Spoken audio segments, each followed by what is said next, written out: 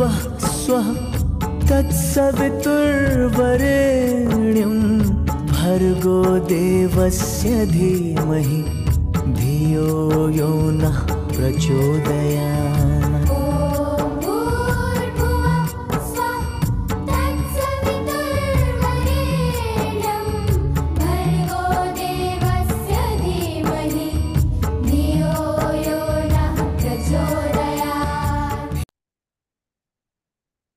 देवतुल्य भाइयों, माँ शक्ति, आज स्वाध्याय चिंतन का हमारा क्रमांक है 767, दिन रविवार, तारीख 15 अक्टूबर 2023।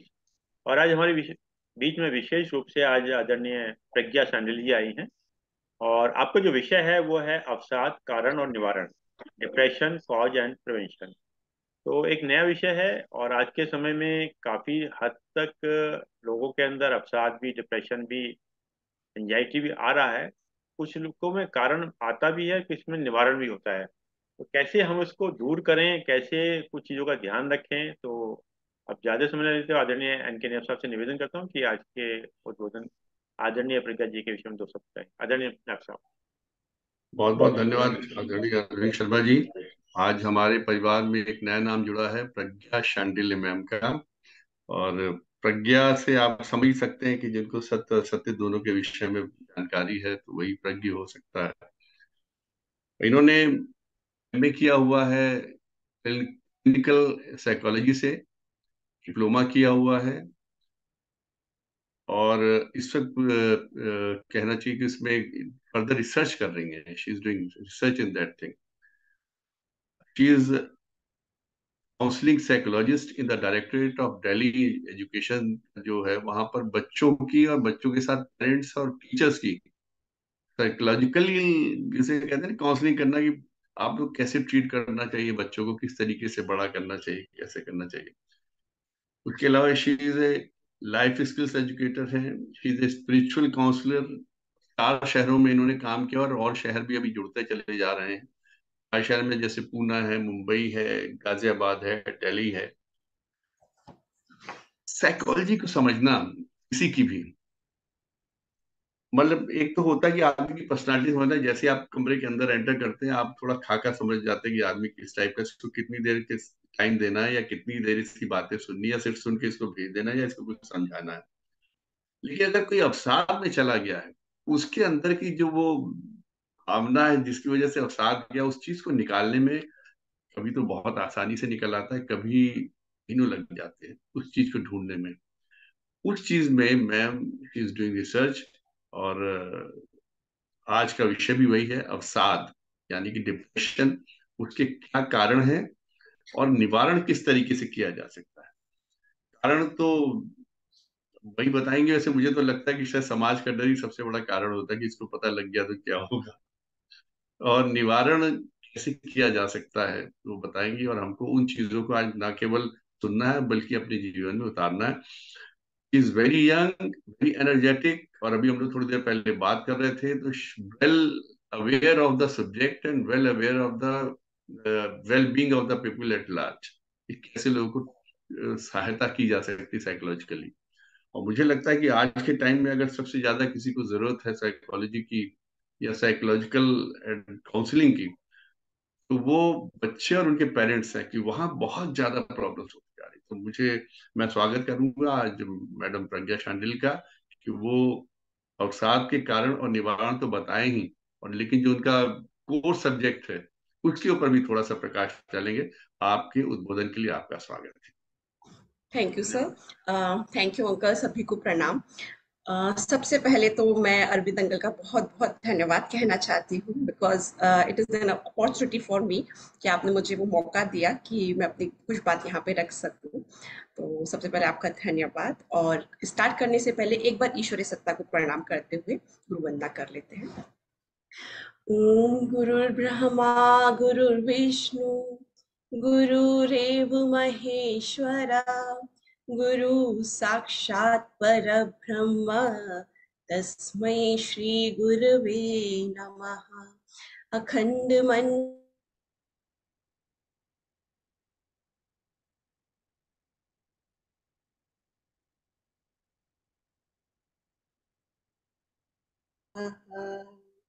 ईश्वरी सत्ता को प्रणाम। किसी भी कार्यक्रम को किया जाए, कुछ भी देखा जाए, तो हमारे ऋषियों का बहुत बड़ा योगदान रहा है हमारे जीवन में। हम कहते हैं साइकोलॉजिस्ट और साइकोलॉजी जितना उन्होंने काम किया है, उससे कहीं ज्यादा काम हमारे ऋषियों ने किया। अगर हम उनके विचारों को देखते हैं तो जनरली अगर आप साइकोलॉजी की बात करेंगे ना, तो वेस्टर्न साइकोलॉजिस्ट ने ज्यादा वर्क किया कंपैरेटिवली इंडियन साइकोलॉजी के। But if you go in deep, then we realise कि जो हमारे के ऋषि थे, उन लोगों ने जिस तरीके से वर्क किया है साइकोलॉजी में, उतना वर्क किसी भी वेस्टर्न साइकोलॉजी में नहीं कर पाई। And this is the only reason कि उन लोगों ने बुक्स बहुत लिखी, बहुत अच्छे से काम भी किया, बट चीजें बहुत सुपरफिशियली ठीक होती है, बहुत रूट में नहीं जा पाते। और अगर रूट से अगर चीजों को उनके निवारण ढूंढे जाएं कि कैसे हो, तो वहां पे इंडियन साइकोलॉजी एक्चुअली में वर्क करती है। तो आज मैं दोनों एस्पेक्ट लेकर चल रही हूँ कि क्या वेस्टर्न साइकोलॉजिस्ट कहते हैं और हमारी इंडियन साइकोलॉजी क्या कहती है और किस तरीके से ट्रीटमेंट होता है चीजों का। तो मैं अनुमति चाहती हूँ कि मैं पीपीटी प्रेजेंट कर सकूं। Shall I start? Manager, yes.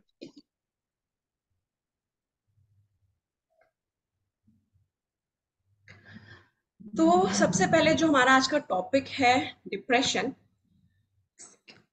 इसके कॉजेज एंड सॉल्यूशन।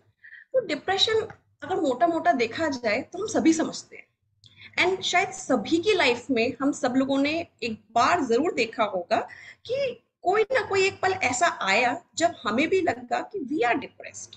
मैंने मेरी लाइफ में जरूर देखा, एंड थैंक गॉड कि देखा। द रीजन उसका इतना बेनिफिट मिला मुझे कि एक एक इमोशन को ऑब्जर्व किया। कि कहते हैं ना, जब तक हम खुद को नहीं समझते, हम दूसरों को भी नहीं समझ सकते। तो दूसरों को समझने से पहले बहुत जरूरी होता है कि हम खुद को देखें, अपने इमोशंस को देखना स्टार्ट करें। तो दूसरों को साथ जब वो प्रॉब्लम होंगी, तब उनके साथ क्या बीतती होगी वो हम एम्पैथाइज बहुत अच्छे से कर पाते हैं। तो ऐसे ही एक सिचुएशन आई जब मुझे लगा कि नाउ आई एम डिप्रेस्ड। मैं उस स्टेट में आ रही हूँ, मतलब ये बहुत लंबे टाइम के लिए नहीं गया, but yes it was persistent, वो जा रहा था। देन मैंने एक एक चीज को बहुत ही क्लियरली ऑब्जर्व किया। तो मैं, आप में से कोई एक बार बताना चाहेगा कि आप लोगों को क्या लगता है कि डिप्रेशन जब वो एक फीलिंग आती है तो वो क्या फीलिंग होती है? मेरे ख्याल से व्यक्ति जो है वो एक अपनी ही दुनिया में चला जाता है। जब कोई फीलिंग आती है ना, उसे कोई चीज अपनी अच्छी नहीं लगती है, और वो अपने आगे फिर जो सोच रहा है उसमें बस वो अपनी सोच में ही चला जाता है, जहाँ तक ख्याल है। ये कहीं ना कहीं उसके अंदर जो है, मतलब अब वो कभी कभी सोच में कोई भी थॉट आ जाता है तो वो एक प्रकार से उसको दिक्कत करता है, उससे निकलने का प्रयास भी करता है, पर वो निकल भी नहीं पाता। कई जगह वो बड़ा अपने को बेचारा महसूस भी करता है, मतलब ये समय पर। True true true. तो बहुत ही सही आपने इसकी डेफिनेशन दी। लोग कहते हैं सिचुएशन चेंज नहीं हो पा रही थी, इसलिए कोई व्यक्ति डिप्रेशन में चला गया।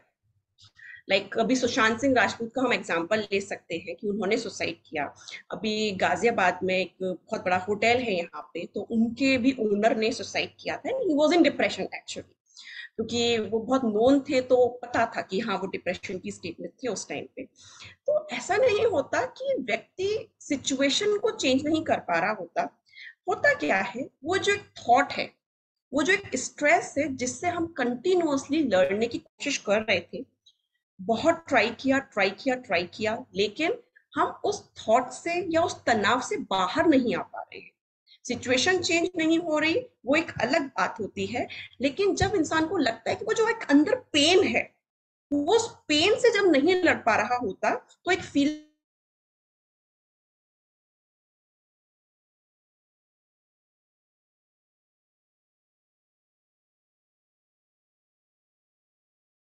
देन व्यक्ति डिप्रेशन की फीलिंग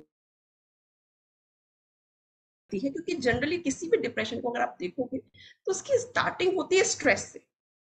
कोई स्ट्रेस आया हमारे जीवन में, वो कंटिन्यूअसली बना हुआ है, एंड जब हमारी इम्यूनिटी वीक होने लगती है, हमें लगता है कि now we are not able to cope up with this, तब क्या होता है, वो एक हेल्पलेसनेस की फीलिंग आने लगती है।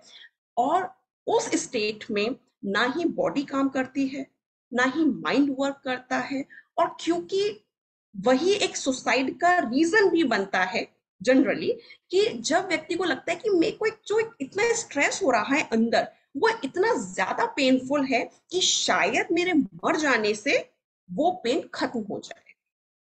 अब शायद अगर मैं निकल जाता हूं तो मैं शायद इस पेन से बाहर आ जाऊंगा।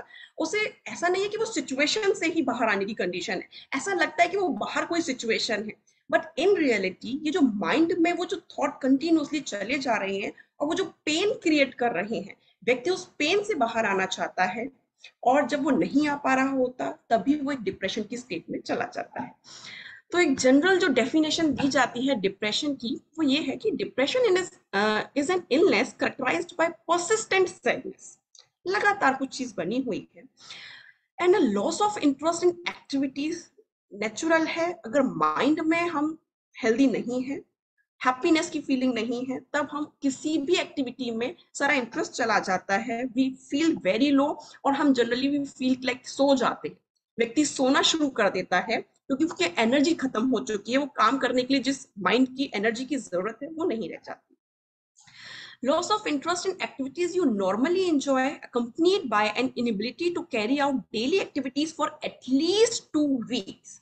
तो जो साइकोलॉजिस्ट की जो डेफिनेशन है, that is called at least 2 weeks के लिए ऐसा होना चाहिए, तब हम किसी भी व्यक्ति को कहते हैं कि now he is in a depressive state, ये लंबे टाइम तक जा रहा है और व्यक्ति उससे कोप अप नहीं कर पा रहा। तो उसके कुछ सिम्टम्स होते हैं, पर्सिस्टेंट सैडनेस है, एंजाइटी बनी हुई है, एंशियस है व्यक्ति, और कहने की जरूरत नहीं है कि इन सब चीजों की जो शुरुआत होती है वो स्ट्रेस के थ्रू ही होती है।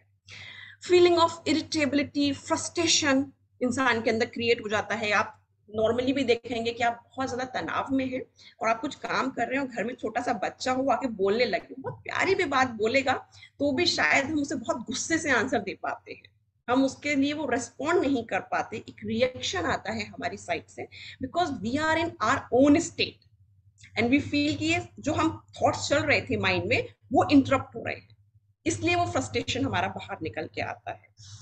तो ये कुछ सिम्टम्स होते हैं जिसको थ्रू अगर आप किसी को देखते हैं और आप लंबे टाइम से उसको ऑब्जर्व कर रहे हैं, ये चीजें बनी हुई हैं, then we can say कि yes, he is in depression.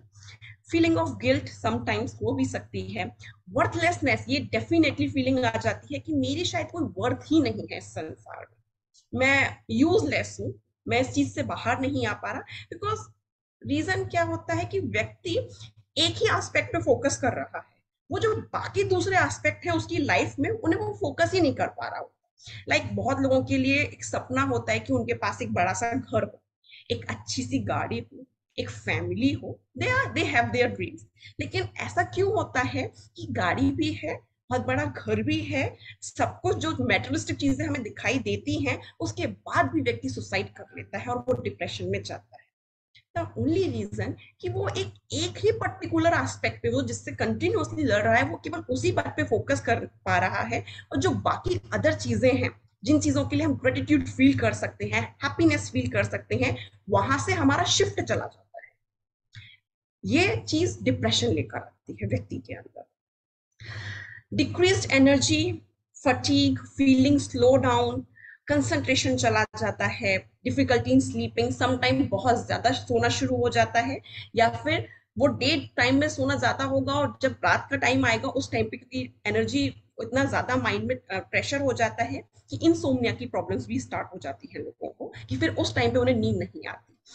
Changes in apatite, definitely अगर आपके अंदर कंटिन्यूअसली स्ट्रेस बना हुआ है तो या तो आप बहुत ज्यादा खाना शुरू कर देते हो, ये भी कंडीशन आती है कि स्ट्रेस में इंसान बहुत ज्यादा खाता है तो ओबेसिटी बढ़ जाती है, या फिर आपकी भूख खत्म हो जाती है, तो एपेटाइट में चेंजेस आने लगते हैं व्यक्ति की।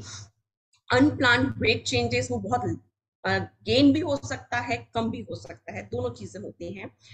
Thought of death, suicide, suicidal attempts आने लगते हैं। तो जब कभी कोई व्यक्ति कहता है ना कि मेरा मन नहीं लगता संसार में, आई फील लाइक कि चला जाता हूँ, तो कई बार हम बहुत हल्के में लेते हैं उन बातों को, but there is something which is very painful, इसीलिए वो थॉट आ रहा है। वो एक अलग कंडीशन हो सकती है कि सिर्फ लोगों को दिखाने के लिए, किसी का अटेंशन गेन करने के लिए कभी कोई व्यक्ति ऐसे वर्ड यूज करे।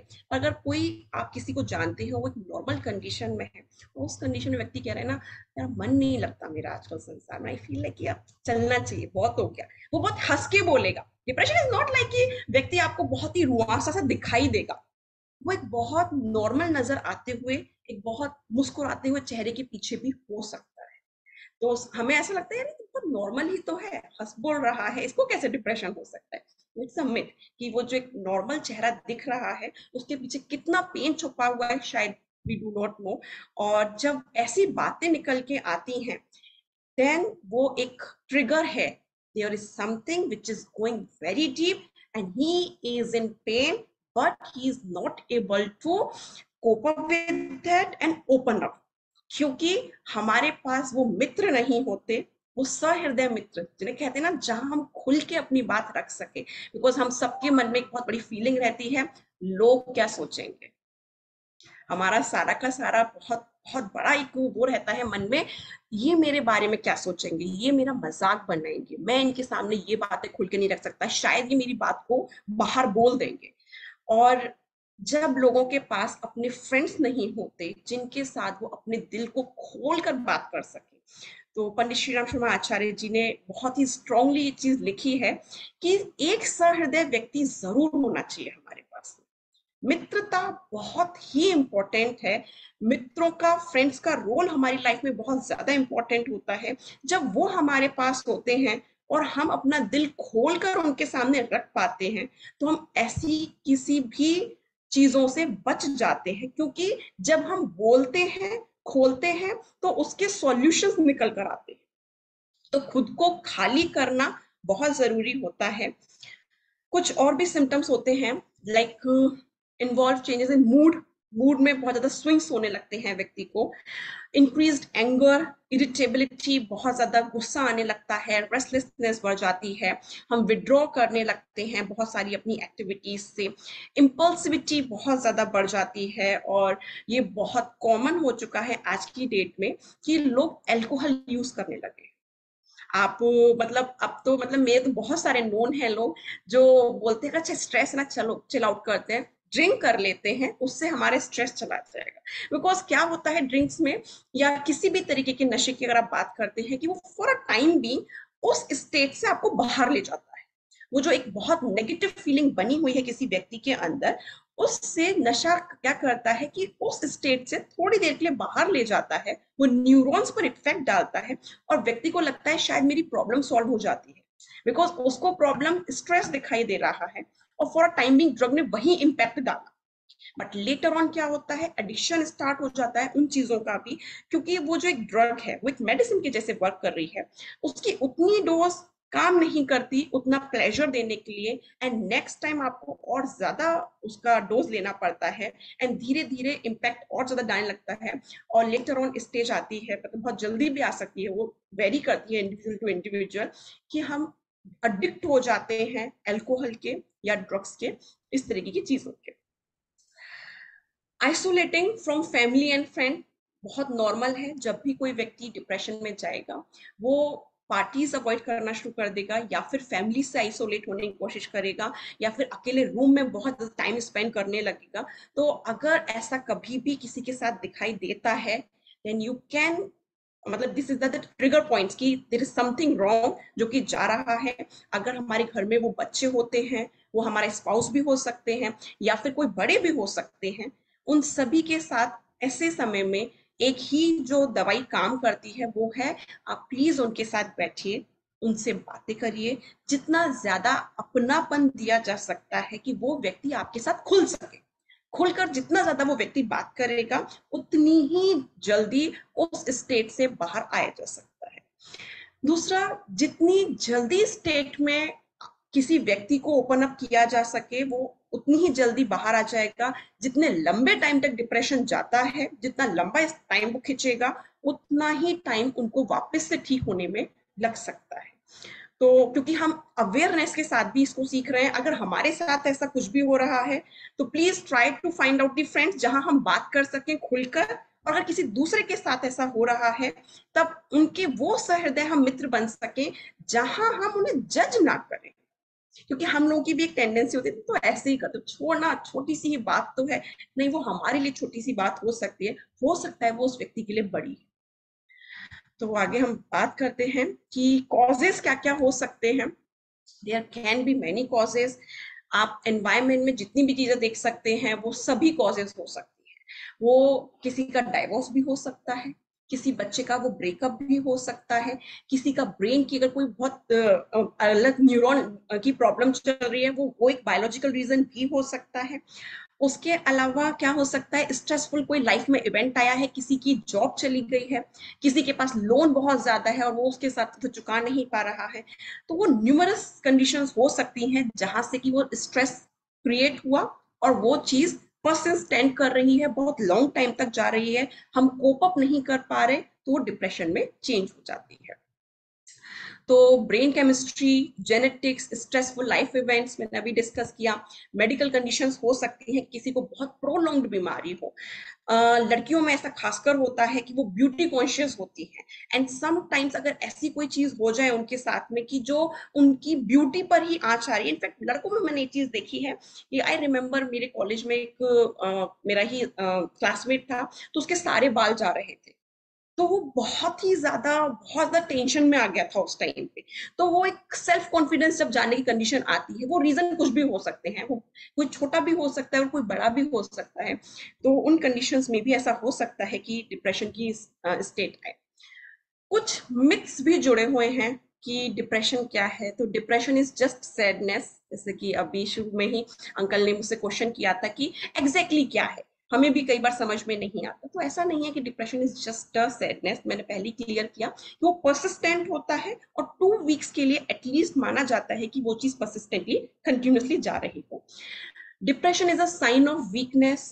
No, definitely no. हम ये नहीं कह सकते कि कोई व्यक्ति डिप्रेस्ड है तो वो बहुत बेचारा वीक है और उसे हमारी दया की जरूरत है। अगर हम उस तरीके से उसको ट्रीट करेंगे तो हम उसको ट्रीट नहीं कर पाएंगे, उसको हेल्प नहीं कर पाएंगे उस कंडीशन में। Depression is always triggered by some specific event. वो कोई भी इवेंट हो सकता है, it can not be defined with a specific event. Only crazy people get depressed. ऐसा नहीं है कि जो बहुत इमोशनल लोग होते हैं केवल वही डिप्रेशन में जाते हैं। वो एक ऐसा व्यक्ति भी हो सकता है जो देखने में बहुत खड़ूस नजर आता हो, जो दूसरों के साथ मिंगल भी ना होता हो, और वो भी उस कंडीशन में जा सकते हैं। या जो बहुत सहृदय व्यक्ति है, हो सकता है उसके साथ कुछ ऐसा घटे जिंदगी में जहां वो कोप अप ना कर पाए और उन्हें भी डिप्रेशन की प्रॉब्लम स्टार्ट हो सकती है। Depression is not serious health concern. Definitely it is a serious health concern. वो सुसाइड तक भी जा सकता है। We need to be very aware कि व्यक्ति के साथ वो बहुत डीप में जा सकती है और वो उसके सब कुछ खत्म कर सकती है। वहां करियर भी जा सकता है और जो लाइफ की अदर एस्पेक्ट्स हैं वो भी खत्म हो सकते हैं। तो depression is actually serious more than physical illness. I would say कि जो हमारी मेंटल डिसीजेस होती हैं, मेंटल प्रॉब्लम्स जो होती हैं, वो फिजिकल प्रॉब्लम से भी ज्यादा प्रॉब्लमेटिक होती हैं। क्यों? क्योंकि उनकी एज सच बहुत ज्यादा मेडिसिन भी हमारे पास अवेलेबल नहीं है। अभी हम आएंगे आगे कि लोग मेडिसिन यूज करते हैं बट उनके इतने साइड इफेक्ट्स होते हैं कि वो थोड़ी देर के लिए इम्पैक्ट आता है कि दे फील लाइक कि हाँ, लाइक अ ड्रग, लाइक जैसे ड्रग का एडिक्शन हो जाता है, सेम वे जब हम डिप्रेशन में ज्यादा मेडिसिन लेने लगते हैं, लोग इंसोम्निया की, स्लीप के लिए भी मेडिसिन लेते हैं, तो उनका एडिक्शन होने लगता है। उसके बिना ही वो काम नहीं कर पाते आगे और उसके साइड इफेक्ट्स बहुत ज्यादा होते हैं। People with depression just need to talk about. No, it's not only talk about, आपको solutions भी चाहिए और उसके मतलब डीप में जाना पड़ता है। तो खाली अपने आप को थोड़ा सा बोल देने भर से उसका इलाज नहीं हो पाता। Just a minute.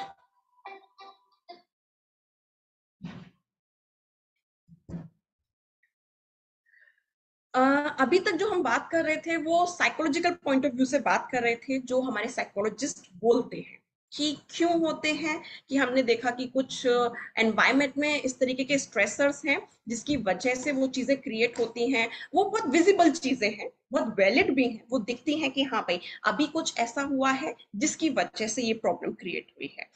लेकिन अगर हम स्पिरिचुअलिटी में जाते हैं तो हमारे ऋषियों से हमें ये ज्ञान मिला कि आप दुनिया की कोई भी प्रॉब्लम उठा लीजिए, इवन फिजिकल जो डिसीजेस होती हैं वो, मेंटल डिसीजेस, और दुनिया में जितनी भी परेशानियां दिखाई देती हैं, it can be relationship problems हो सकती हैं, वो आपके करियर की भी प्रॉब्लम्स हो सकती हैं, और लोगों को जो मेनली तनाव देता है वो आपसी रिलेशंस का देता है।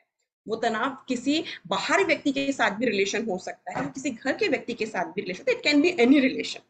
और या फिर हमारा कुछ लॉस हो जाए ना, बिजनेस कर रहे हैं, बिजनेस में कुछ लॉस हो जाता है, ऐसे बहुत सारी कंडीशंस आती हैं, लोगों के बीच में लड़ाइयां हो जाती हैं, वॉर शुरू हो जाते हैं देश देश के बीच में। तो उन सबके अगर जड़ में जाते हैं जब हम, तो बस 5 चीजें नजर आती हैं, जैसे कि बोला गया ना, काम, क्रोध, लोभ, मोह, अहंकार। योग में बताया है, गीता में भी बताया है, तो ये बिल्कुल फैक्ट है। आप 1 मिनट ले लीजिए, चाहे आप कोई भी ऐसी सिचुएशन बता दीजिए जहां पे आपको लगे कि इन 5 के अलावा कहीं दूसरी कोई बात आई, तो हमारे जिंदगी की सारी परेशानियां जो क्रिएट होती हैं वो केवल 5 चीज से क्रिएट होती है। जहां पे भी काम, क्रोध, लोभ, मोह, अहंकार आएगा, वहीं जीवन में प्रॉब्लम स्टार्ट हो जाएगी। लोगों को अहंकार है, मेरा घर बड़ा होना चाहिए, मेरी गाड़ी बड़ी होनी चाहिए। हम इसलिए भी बहुत सारा सामान ले आते हैं घर में, जिससे कि हम दूसरों को प्रभावित कर सके, उनके ऊपर कुछ रौब जमा सके, दिखा सके, सी हमारे पास तो ये है, हम आपसे थोड़ा ज्यादा ऊपर है। लेकिन जब कोई दूसरा व्यक्ति हमसे ज्यादा दिखाई दिया तो हमने कंपैरिजन किया अपने आप को, और हम या तो जेलसी की फीलिंग में चले जाएंगे, हमें जेलसी हो जाएगी, यार इसके पास थोड़ा सा हमसे ज्यादा है शायद, तो वो एक जेलसी की प्रॉब्लम क्रिएट हो जाती है। दूसरी जो एक और नया मैंने सीखा, वो देखा कि एमलेसनेस, जहां पर भी उद्देश्य विहीनता होती है लोगों की जिंदगी में, वहां भी सारी प्रॉब्लम्स क्रिएट होती है। अच्छे उद्देश्य होना बहुत जरूरी है। आप देखिए कि घर परिवारों में ऐसा पहले तो बहुत ज्यादा होता था कि लड़कियों की सिर्फ शादी कर दी जाती थी, और वो लोग, महिलाएं बहुत ज्यादा डिप्रेशन में जाती हैं, उनको पोस्टमार्टम डिप्रेशन होते हैं, शादी के बाद एकदम से आइसोलेट हो जाती हैं वो अपनी पुरानी फैमिली से, एक नई फैमिली को जब वो ज्वाइन कर रही हैं, then also they feel depressed कि कोई समझने वाला नहीं है उनको, राइट। एंड क्यों एमलेसनेस, सिर्फ एक एम रख दिया गया था घर परिवार से कि बस शादी होके इन्हें घर में जाना है, बट शादी के बाद एम क्या है, शादी के पीछे का रीजन क्या है, एक उद्देश्य होना चाहिए। अगर आप शादी कर रहे हैं, आपका क्या नोबल एम क्या है, आपका बच्चे हो रहे हैं, उसके पीछे एक नोबल एम क्या है। जब आप आगे बढ़ रहे हैं और आपकी जो भी आपका स्पाउस है, उसके साथ आपके आगे के गोल्स क्या है, जब वो डिफाइंड नहीं होते, तो क्या होता है, एमलेसनेस कैच कर लेती है। इंसान घर में ही रहते हैं, ऐसा पहले तो बहुत ज्यादा होता था, अब तो फिर भी बहुत वर्किंग होती है महिलाएं, तो घर में रहती हैं, उनके पास कोई काम नहीं होता ठीक से करने के लिए, उस कंडीशन में दे फील डिप्रेस्ड। आगे क्या है जिंदगी में, तो वो बेकार की चीजों में फंस जाती हैं कि सास बहू की बुराइयां शुरू हो जाती हैं जीवन में, और ऐसी बातें जिनका कोई मतलब नहीं बनता, वो चीजें हमें परेशान करने लगती हैं। इनफैक्ट पोस्ट रिटायरमेंट आप लोगों ने देखा होगा कि डिप्रेशन ना, जैसे कि किसी ने मुझे, आप में से किसी ने बोला था, मुझे याद नहीं आ रहा कि किसी ने बोला था कि एज क्या होती है, और उन्होंने कहा कि बच्चों को और महिलाओं को, उनके पेरेंट्स को बहुत जरूरत है ये समझने की। एक्चुअली में हर एज के व्यक्ति को ये बात समझने की जरूरत है। क्यों, आप देखिए रिटायरमेंट के बाद लोगों को डिप्रेशन होता है एकदम से, उनका पद चला जाता है, उनका वो जो रॉब होता है वो चला जाता है, सैलरी बहुत कम हो जाती है, अभी पेंशन नहीं होती, गवर्नमेंट सैलरी जो पीपल होते हैं, एकदम से काम खत्म हो जाए, they also feel depressed. Now what, अब जिंदगी का एम क्या है, तो व्हाट वाज दैट, एमलेसनेस ही था ना वहां पर भी, कि हमारे पास वो एक डिफाइंड एम नहीं थे अपने मरते दम तक करने के लिए कुछ, हमारे पास वो जब एम नहीं होते, देन आल्सो वो फील डिप्रेस्ड। तो ऐसे ही महिलाओं के पास जब वो एम नहीं होते कि नहीं, मुझे मेरी बच्चे को एक अच्छा नागरिक बनाना है, इसलिए बच्चा किया गया है, उसके पीछे एक बहुत बढ़िया एम हम जब लेके चल रहे हैं, तो जो पोस्टपार्टम डिप्रेशन होता है महिलाओं को कि बच्चा हो गया है 6 महीने, वो बहुत ज्यादा परेशान हो रही होती हैं, दे डोंट अंडरस्टैंड कि कैसे कोप अप किया जाए स्ट्रेस के, they also go in depression. Retirement के बाद जब हमारे पास एक नोबल एम नहीं होते कि आगे और क्या किया जाना है लाइफ में, we go in depression, right. जब हम किसी चीज से बहुत ज्यादा आसक्ति पाल लेते हैं, वो कोई रिलेशन भी हो सकता है, वो हमारी जॉब भी हो सकती है, वो कुछ भी हो सकता है, जहां हमने इतना ज्यादा लगाव सोच लिया ये मेरा है, होता है ना, घर हमने बनाया, ये मेरा घर है, कल भूकंप आया और वो टूट गया, नो, कैसी फीलिंग होगी उस इंसान की उस टाइम पे, बिकॉज अटैचमेंट इतना गहरा जोड़ा गया था किसी चीज के साथ कि ये मैंने क्रिएट किया है। ये तो चलो एक बिल्डिंग की बात हो गई, बच्चों को लेके पेरेंट्स के अंदर ये भावना होती है ये बच्चा मेरा है क्योंकि मैंने पैदा किया है। We are not able to understand I am just a medium, और वो किसी के थ्रू आया है, मैं एक सोल को लेकर आऊं, ये मेरे उसकी बात नहीं है, सोल को भेजने वाला एक ईश्वर है, एक परम सत्ता है, जिस जो सोल आई है, मैं एक मीडियम बना हूं उस सोल को यहाँ पे लाने के लिए। अब मैं उसको एनवायरमेंट दे सकता हूँ, लेकिन आई am not the destiny creator, मैं किसी की डेस्टिनी को डिफाइन नहीं कर सकता, मैं किसी की डेस्टिनी को अपने हिसाब से बना नहीं सकता। अगर बनाना होता ना, सबसे पहले हम स्वयं को बना लेते। हमारे ऐसे कितने सारे गोल होंगे, आप खुद जज कर सकते हैं, जब हमने बहुत सारे अपने एम्स बनाए, हम ये करेंगे, हम वो करेंगे, हम नहीं कर पाए, तो हाउ कैन वी अज्यूम कि हम अपने बच्चे के लिए सोच रहे हैं कि इसको ऐसा बनाएंगे, इसको वैसा बनाएंगे, वो बन जाएगा, एंड जब वो नहीं बनता स्ट्रेस क्रिएट होता है। तो जहां भी आसक्ति होगी, जहां बहुत ज्यादा मोह जोड़ा होगा किसी भी चीज के साथ, वहां प्रॉब्लम क्रिएट होगी। लोग वासना में फंस के बहुत ज्यादा उनके रिलेशंस क्रिएट हो जाते हैं। वासना दो तरीके की वासना है, एक जो सेक्सुअल इंस्टिंक्ट होती है वो भी वासना है, दूसरा चिपकाव किसी भी चीज के साथ, वो भी मोह से ही जुड़ा है देखा जाए लगभग, कि इतना ज्यादा चिपकाव हो जाना कि अगर आपको छुड़ाया जाए तो प्रॉब्लम क्रिएट हो रही है। तो जहां पे भी डिटेचमेंट, राजा जनक का बड़ा अच्छा एग्जांपल आता है कि राजा जनक जो थे, वो उनके पास सब कुछ था, पूरा साम्राज्य था, लेकिन वो बिल्कुल डिटेच्ड पर्सन थे, पूरा काम भी करना है लेकिन निष्काम भाव से, जो गीता हमें कहती है कि आप सब कुछ करिए लाइफ में। हमें अध्यात्म कभी भी ये नहीं कहता कि आप निकम्मे हो जाइए, आप काम करना छोड़ दीजिए, कि नहीं नहीं हम तो बस नाम जाप करेंगे और हम बस सिर्फ माला घुमाएंगे और सिर्फ यज्ञ कर लेंगे, उतने भर से हमारा उद्धार हो जाएगा, नहीं। हमारे पास एम होते हैं और हम पूरी तरीके से वर्क करते हैं। ये हमारा अध्यात्म कहता है कि हमें अपने संस्कारों से ऊपर उठना होता है। जो भी काम, क्रोध, लोभ, मोह, अहंकार जो हमें परेशान करती हैं, ये सारी चीजें, इनसे जब हम ऊपर उठते हैं और एक नोबल एम के साथ जीवन को जीते हैं कि मेरा जीवन इसलिए मिला है कि मैं ईश्वर का ही राजकुमार हूं, उसी की संतान हूं, जितनी शक्तियां और गुण ईश्वर के पास है वो सारी मेरे अंदर भी होनी चाहिए। ये मेरा एम है कि वो गुण, वो क्वालिटीज मुझे मेरे अंदर डेवलप करनी है, और उसी के बनाए हुए जो मेरे भाई बहन सब दिखाई देते हैं चारों तरफ, इन लोगों को भी as a soul, as a human मानते हुए मुझे उनके भी प्रोग्रेस के लिए हेल्प करना है। जब ये विचार मन में होगा तो कहीं भी तनाव होने का कोई भी प्रश्न उठता नहीं है, किसी भी एंगल से कोई प्रश्न नहीं उठ सकता है। हम देखते हैं दो संस्थाओं के बीच में तनाव है, किस बात का तनाव है? अहंकार का तनाव है।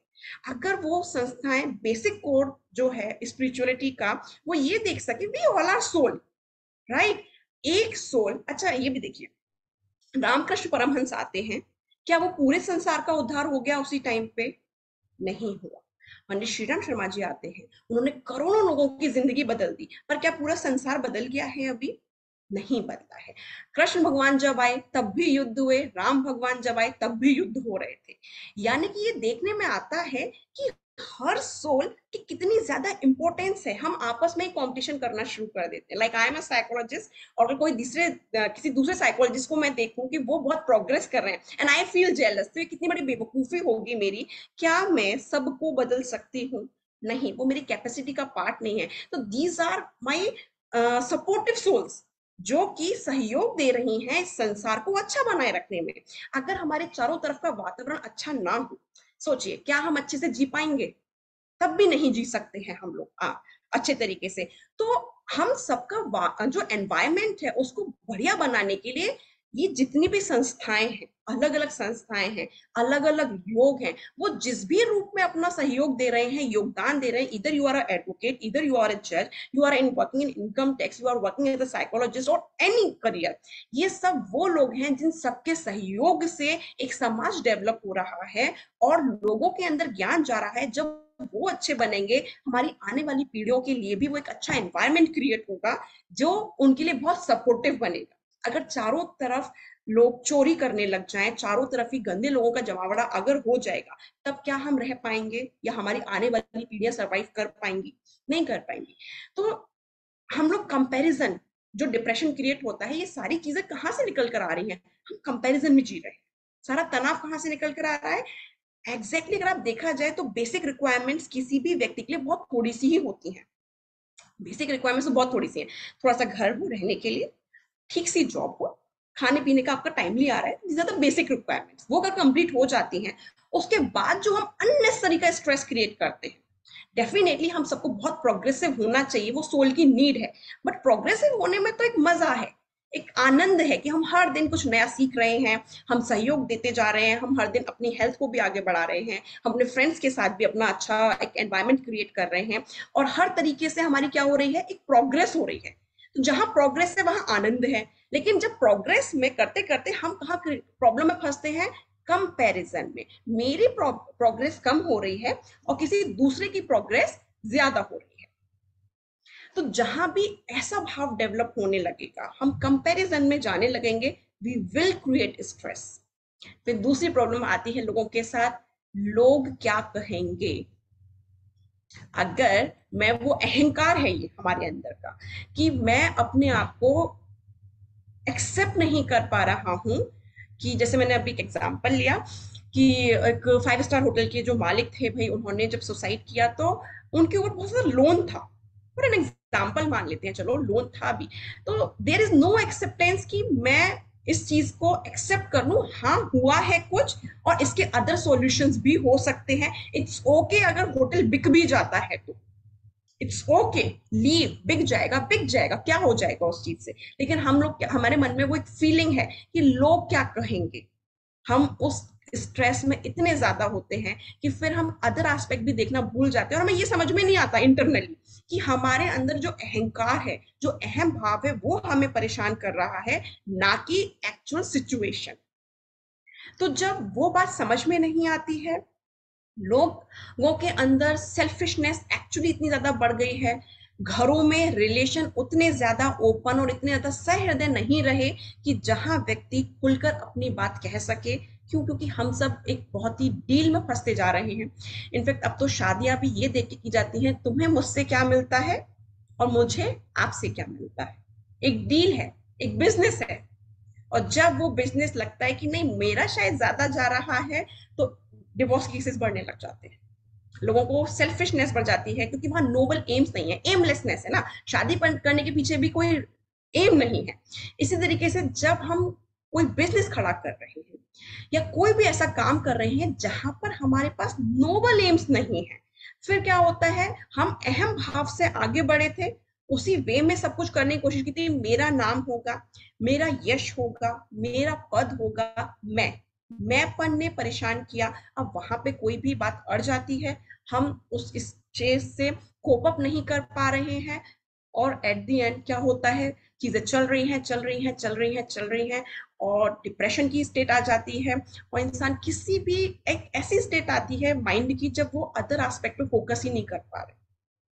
हमारे पास रिलेशंस हैं, हम वो नहीं देख पा रहे, हमारे पास और भी बहुत सारी चीजें पड़ी हैं, जब उस पर फोकस ना करके केवल एक एस्पेक्ट फोकस कर रहे हैं, वी गो इन डिप्रेशन, वो एक डिप्रेसिव स्टेट आ जाती है उस टाइम पे। दूसरा जो एंगर है, एंगर अपने आप में कुछ नहीं होता। एंगर बेसिकली क्या है, हमारी मन की पूरी नहीं हो रही, हमारी एक्सपेक्टेशंस कंप्लीट नहीं हो पा रही हैं किसी भी व्यक्ति के साथ, इसलिए हमें गुस्सा आ जाता है, तुमने मेरी बात नहीं मानी, तुमने मेरा मान नहीं रखा, मुझे गुस्सा आ गया।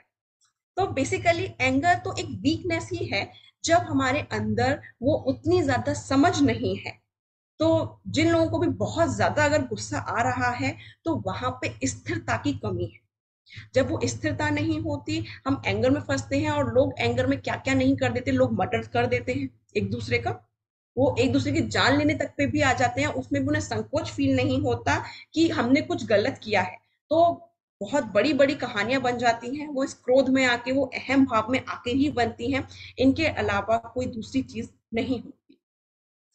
अटैचमेंट, आजकल ये देखने में आ रहा है टीनेजर्स में बहुत ज्यादा ऐसा है कि वो इमोशनल अटैचमेंट बहुत ज्यादा फंस जाते हैं, और वो इतना ज्यादा अटैच हो जाते हैं किसी भी लड़के या लड़की के साथ में, और क्योंकि उन्हें लगता है कि this is love and this is something जिसका कोई प्रोडक्ट आना चाहिए, राइट। और जब वो फैमिली के साइड से या किसी भी तरह के स्ट्रेस में होते हैं, तो बहुत बार ये एक रीजन बनता है कि बच्चे सुसाइड कर लेते हैं। वो लोग उस चीज को नहीं झेल पा रहे होते कि उनको सेपरेट किया जाए। तो there can be many things. अब बस कहने का सेंस यही है कि इन सब चीजों के बेस में ये 5 चीजें ही निकल के आती हैं। जो ज्ञान हमें हमारे ऋषियों से मिलता है, वो चीज वेस्टर्न साइकोलॉजी नहीं पकड़ पाई है, ये हमें इंडियन साइकोलॉजी समझ में आया। कुछ रेमेडीज की जो हमने बात की, प्रोफेशनल हेल्प। अगर किसी व्यक्ति के साथ आपको दिखाई देता है कि he is in depression, then definitely professional help is good, वो लेना चाहिए।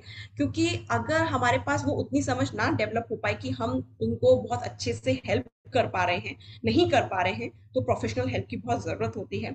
थेरेपीज भी होती हैं, कॉग्निटिव बिहेवियर थेरेपीज हैं, डायलेक्टिकल बिहेवियर थेरेपीज हैं, उनमें बहुत ज्यादा नहीं जा सकते, उसकी प्रॉपर ट्रेनिंग्स लेते हैं साइकोलॉजिस्ट, एंड उसके थ्रू वो व्यक्ति का बेसिकली कॉग्निशन पे वर्क करने की कोशिश करते हैं कि विचारों में परिवर्तन लाया जाए। मैंने एक जगह पढ़ा और बहुत ही ब्यूटीफुल है ये चीज, कि आप ना कंसंट्रेट कहीं भी कर सकते हैं। आप चाहें तो कंसंट्रेट नेगेटिव थॉट पर कर लीजिए, और चाहें तो बहुत पॉजिटिव थॉट पर भी कर सकते हैं। और थॉट्स की ना ये एक मिरेकल है कि आप कुछ भी एक थॉट उठा लीजिए, वो अपने जैसे 1000 थॉट्स आपके पास लेकर आ जाएगा। अब क्या होता है, जब हम किसी नेगेटिव थॉट पर अपना फोकस कर रहे हैं, और वो बहुत सारे थॉट्स हमारे पास आ गए, जो मेंटल फैकल्टी है वो काम करना बंद कर देगी, वो काम करना बिल्कुल बंद कर देगी, और ये स्टेट आ जाएगी कि व्यक्ति अपने normal day to day life के जो भी काम है उस तक में वो मन नहीं लगा पाता, और वो सब डिले होने लग जाती है चीजें। बहुत ज्यादा चीजें डिले होती हैं, क्यों? क्योंकि समटाइम्स भी से मन नहीं कर रहा, मन नहीं लग रहा। और वहीं पे अगर उन्हीं विचारों को विचारों से काट कर उनकी जगह पर ही ग्रेटिट्यूड, जो कि हमारे पास ऑलरेडी अवेलेबल है चीजें, उनके लिए ग्रेटिट्यूड और एक पॉजिटिव व्यू पॉइंट डालते हुए कि देख जो हुआ है ना वो अच्छा ही हुआ है, होने के पीछे ये अच्छाइयां हैं, इससे मेरा ये भला जुड़ा हुआ है। तो जब वो पॉजिटिव थॉट्स और नेगेटिव थॉट्स को काटते हैं, व्यक्ति तुरंत से एनर्जेटिक फील करता है। जो कहते हैं मोटिवेशनल स्पीकर्स क्या कर रहे हैं आज की डेट में, वो मोटिवेशन देने का ही तो काम कर रहे हैं, कि उन्होंने वो एक एनर्जी वाले थॉट्स पुट किए माइंड के अंदर, जिससे व्यक्ति में एक फिर से जोश आता है कि यस आई कैन, मैं कर सकता हूं, I can cope with this stress also, और हो गया तो हो गया, लेट इट गो। वो एक लेट इट गो की फीलिंग आती है, और अगेन फिर से हम एनर्जी में आ जाते हैं। तो it is all about cognitive behavioural therapy की ये बात है, वो बेसिकली यही है कि वो कॉग्निशन पे व्यक्ति का परसेप्शन क्या है, किसी भी सिचुएशन को लेके उसके व्यूज किस तरीके से काम कर रहे हैं, उसके थॉट प्रोसेस किस तरीके से काम कर रहा है, उनको कॉग्निशन को चेंज करके वहां पे पॉजिटिव थॉट्स इनपुट किए जाते हैं। तो वो एक तरीका होता है कॉग्निटिव बिहेवियर थेरेपिस्ट का, वो उस तरीके से उसको काम करने की कोशिश करते हैं। फिर मेडिकेशन, यस, अगर कोई बहुत ज्यादा सीवियर डिप्रेशन है, सीवियर मेंटल प्रॉब्लम है, उस कंडीशन में मेडिकेशन रिकमेंड किया जाता है। वो इम्पोर्टेंट भी इसलिए हो जाता है कि उसके बिना फॉर अ टाइम बीइंग काम नहीं चलता। तो कोशिश ये होनी चाहिए कि कोई भी व्यक्ति उस स्टेज तक ना जाए, उससे पहले ही उसको हेल्प रीच हो जाए। लेकिन अगर ऐसी कंडीशन आ गई है जहां पर अभी नीड क्रिएट हो चुकी है कि बहुत सीवियर है केस, उस कंडीशन में मेडिकेशन इज वेरी इंपॉर्टेंट, दिया जाता है। Life style change, it is all about life style actually, कि अगर हम पहले से ही वो जो यौगिक प्रैक्टिसेस हैं जो कहती हैं कि सुबह उठ के ऊषा पान कर लीजिए, थोड़ा सा टहल लीजिए, अपने घर में वो माहौल हो, वो वातावरण हो जहाँ सबके साथ हम ओपन अप हो सके, एक फ्रेंडली एनवायरनमेंट हो। मैंने बहुत सारे पेरेंट्स को मैं बोलती हूँ, बच्चे के साथ वो व्यवहार होना चाहिए कि उसकी जिंदगी में कुछ भी हो जाए, कुछ भी, लेकिन उसको वो फेथ हो कि आई हैव दैट फैमिली जो मेरे साथ आज भी खड़ी रहे। तो वो फेथ उसे किसी भी प्रॉब्लम से बचा देगा। और जितना भी एक्सप्लॉयटेशन होता है वो जनरली ग्रीड के, अगर आप उसके बहुत बेस में जाओगे तो वो ग्रीड की वजह से हो जाता है कि इंसान को लगता है कि मेरा कुछ चला जाएगा या मुझे कुछ मिल जाएगा। वो ग्रीड एंड फियर, वो एक्सप्लॉयटेशन इसीलिए होता है। तो अभी मेरे पास एक स्टूडेंट आई थी मेरे स्कूल में, तो शी वाज सेइंग कि उसका एक बॉयफ्रेंड था पुराना, and she is just 16 years old. तो उसको उसके साथ उसके रिलेशंस रहे और अभी किसी दूसरे के साथ है, जो भी है। तो पुराने वाले बॉयफ्रेंड ने उसके क्या किए हैं, फोटोज लीक कर दिए हैं। तो she was in so much pain and she was saying कि मैम प्लीज आप उस लड़के से बात कर लीजिए। आई सेड बेटा now you need to remove that fear कि मेरे पेरेंट्स मुझे मारेंगे या डांटेंगे, whatever will happen will see. हम आपके पेरेंट्स से ही बात करेंगे यहाँ पे, they are the only people who can help you in this case. तो ऐसी कंडीशन में बच्चों के पास वो फेथ होगी, अगर मैं अपने पेरेंट्स के पास जा रही हूँ तो वो मेरी बात को समझेंगे, मुझे जज नहीं कहेंगे, मुझे गंदा नहीं कहेंगे, मुझे पापी नहीं कह देंगे कि तुम तो बिल्कुल ही बर्बाद हो गए क्योंकि तुमने कुछ ऐसा अपने किसी के बॉयफ्रेंड के साथ थी। तो जहां पे वो एक फ्रेंडली एनवायरमेंट क्रिएट होता है, because teenage is the age जहां it is very normal, very natural कि व्यक्ति के अंदर इमोशंस क्रिएट होते हैं, अट्रैक्शंस डेवलप होते ही होते हैं। And in this stage as a parent, as a grandparent और as a human, we need to understand कि हम बच्चों को वो राइट गाइडेंस दे सकें कि जो हो रहा है it is normal, but we need to choose the righteousest path, we need to aware कि क्या होता है। तो अगर इस तरीके की पेरेंटिंग होगी या इस तरीके के हमारे आपसी रिलेशन होंगे या हमारे अपने फ्रेंडशिप होगी, तो कोई सेंस नहीं बनता कि कोई भी व्यक्ति डिप्रेशन की स्टेज तक पहुंच जाए। अगर हमारे पास सच में सहृदय मित्र हैं जो हमें सही राह दिखा सके, मित्रता का बड़ा प्यारा सा गुरुदेव ने लिखा है, पंडित श्रीराम शर्मा आचार्य जी ने, कि मित्रता वो है जो एक दूसरे को ऊपर उठाती हो। जनरली जो हमारे आसपास के मित्र होते तो वही जलने वाले लोग हैं सबसे ज्यादा, कोई और दूसरा नहीं हमसे जेलस फील करेगा, हमारा अपना मित्र ही कर रहा होता। तो दिस आर सो कॉल्ड मित्रता, क्योंकि हम मित्रता का भाव नहीं समझते, क्योंकि हमारे अंदर वो कहीं ना कहीं अहम भाव है, मैं आगे रहूं या मैं आगे रहूं। जब तक कोई मैं हूं और वो इतना आगे बढ़ा है, आई एम हैप्पी, बट वो मेरे से थोड़ा ज्यादा बढ़ गए, देन आई एम जेलस। तो ये साइकिल सबके साथ रहती है, and this is because of emotion, वो संस्कारों की वजह से ही आती है। तो जहां पर भी हमारे पास वो सहृदय मित्र होंगे जो हमारी किसी भी, अगर कुछ हो भी गया है हमारी लाइफ में और हम उनके सामने खुल सके, अपने आप को खाली कर सके, तो इसके लिए भी उन्होंने पंडित श्रीराम शर्मा आचार्य जी ने बड़ा अच्छा वो दिया है, निष्कासन। उन्होंने लिखा है निष्कासन एक ऐसी चीज है जो व्यक्ति को हर 3 महीने में करते रहना चाहिए, और ये हर एज ग्रुप के लिए है कि आप अपने आप को खाली करते रहिए, लेकिन बहुत ही केयरफुल रहना पड़ता है कि ये सिर्फ उन योग्य पात्रों के सामने होता है जो लोग हमें समझ सके।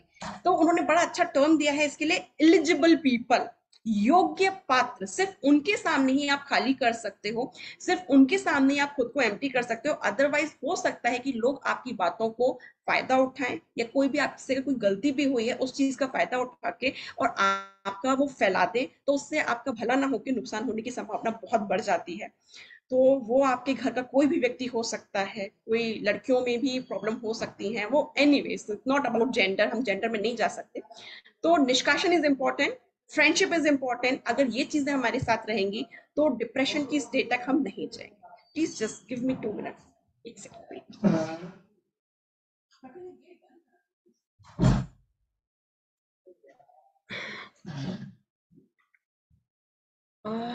यस, तो अभी हम लोग वही बात कर रहे थे कि इन कंटिन्यूएशन मैंने वही रेमेडीज लिखी हुई है कि सपोर्ट सिस्टम जहां भी रहेगा, support system is very important. It is all about our relation, जहां हमारे पास वो अपनापन हो, वो विश्वास हो कि देयर इज समथिंग जो मेरे साथ है और वो मेरे ही हैं, वो मेरे साथ रहेंगे मेरी किसी भी सिचुएशन में।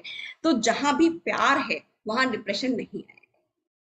ये बात हम समझ सकते हैं कि गुरुदेव ने लिखा है, प्यार और सहकार से भरा पूरा परिवार ही धरती पर स्वर्ग है। तो स्वर्ग कहीं दूसरी जगह होता होगा शायद, हमें उसका तो ज्ञान नहीं है, पर धरती पर अगर स्वर्ग दिखाई देता है तो वो आपसी संबंधों में ही होता है, जहां भी इंसान की इंसान क्या, बेसिकली आप सोल की अगर नीड कर समझे तो अभी से जो पहले सेशन हुआ था अंकुर मेहता भैया का, तो उन्होंने भी ये बात बहुत प्यार अच्छे तरीके से रखी थी कि हर आत्मा की कुछ नीड है, प्रेम, प्रोत्साहन और प्रशंसा। तो जब भी हमें ये चीजें मिलती हैं, वी फील नरिश्ड, लाइक जैसे पानी से प्यास बुझती है, उसी तरीके से आत्मा को तृप्त करते हैं प्रेम। जहां भी वो प्रेम मिले, जहां पे वो अपने आप को एक्सेप्टेड फील करे कि I am the person, I am worthy for at least some people. क्योंकि डिप्रेशन में आप देखोगे तो वर्थलेसनेस की फीलिंग आती है, and when the person feel that I am the worthy people, मेरे को एक्सेप्ट किया जाता है, मुझे प्रेम दिया जाता है, तो वो एक मुरझाया हुआ फूल खिल जाता है। तो जब वो फूल खिलता है, फिर से वो सारी एनर्जी वापस आ जाती है, वो मोटिवेशन आ जाता है, और इंसान कहीं से कहीं तक भी वापस से अपने ऊंचाइयों को छू सकता है। अवॉइड एल्कोहल एंड ड्रग्स, ये बहुत ही नॉर्मल चीजें हैं ये।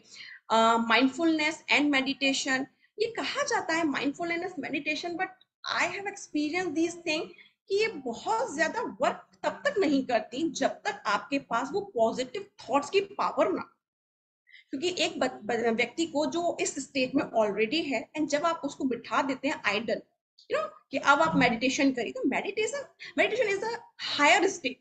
तो बहुत ही कैजुअली लिखा जाता है इस वर्ड को कि आप मेडिटेशन कीजिए, मेडिटेशन एक्चुअली हायर स्टेट। तो अगर हम अष्टांग योग की बात करते हैं तो वहां पे 8 दिए गए हैं, यम, नियम, आसन, प्राणायाम, प्रत्याहार, धारणा।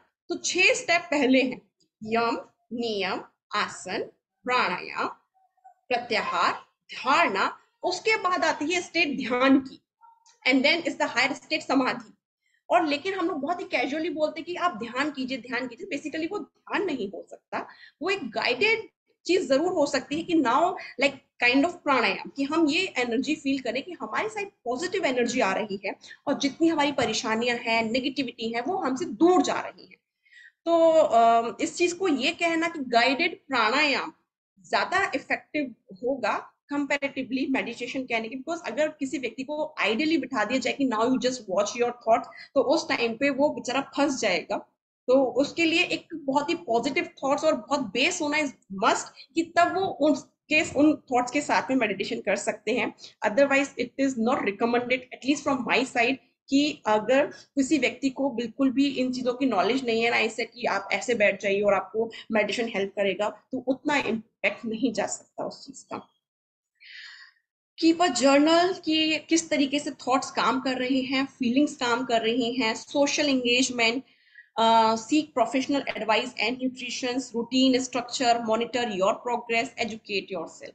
तो वो बहुत ही सिंपल चीजें हैं, हर जगह कही जाती हैं, बट उससे भी ज्यादा जो अभी हमने बात की कि व्यक्ति को ओपन अप होने की जरूरत होती है, उसको उस प्रेम की जरूरत होती है, तो इन चीजों से भी कहीं ज्यादा पहले वो वर्क करती हैं। और जब उतना सा एनर्जी आ जाती है, देन डेफिनेटली नाउ आपका रूटीन वगैरह सब कुछ हेल्प करने लगता है, बिकॉज अब अगर आप बिजी हैं तो आपके थॉट्स ऑटोमेटिकली रुक जाते हैं कि वो उस लूप में जा सके, कि अगर आप अकेले जाओगे तो उस लूप में फंसोगे थॉट्स की नेगेटिविटी में, तो आप उनसे बच जाते हो और आपका ध्यान बट जाता है। लेकिन ये कहना कि सिर्फ इंसान को पूरे दिन काम दे दीजिए, उससे उसकी बीमारी खत्म हो जाएगी, उसकी बीमारी नहीं खत्म होगी, कि जैसे ही काम खत्म हुआ वापस से वही थॉट सामने आएंगे।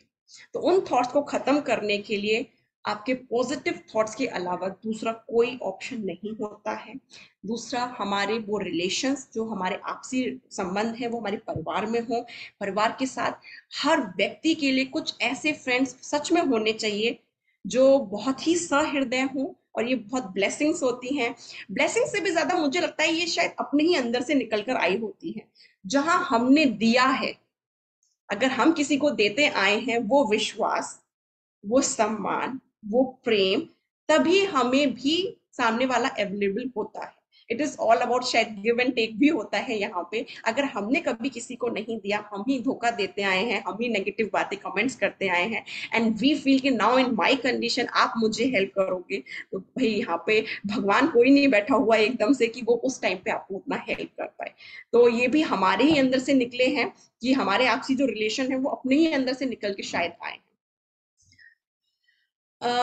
it was all about the depression। तो डिप्रेशन का जस्ट अपोजिट इज हैप्पीनेस। तो इसको थोड़ा सा ले लेते हैं, मुझे बहुत ही ब्यूटीफुल डेफिनेशन लगी, इसको मैंने लिख लिया यहाँ पे। Happiness is a state of mind, it does not reside in a place or in an object. आप लोगों को क्लियर है क्या? हाँ बिल्कुल क्लियर है, ठीक है। अच्छा, nobody can make you happy except you yourself. Happiness can't be purchased, it can only be experienced, and it is your true intrinsic nature. It should be discovered, not to be acquired from outside।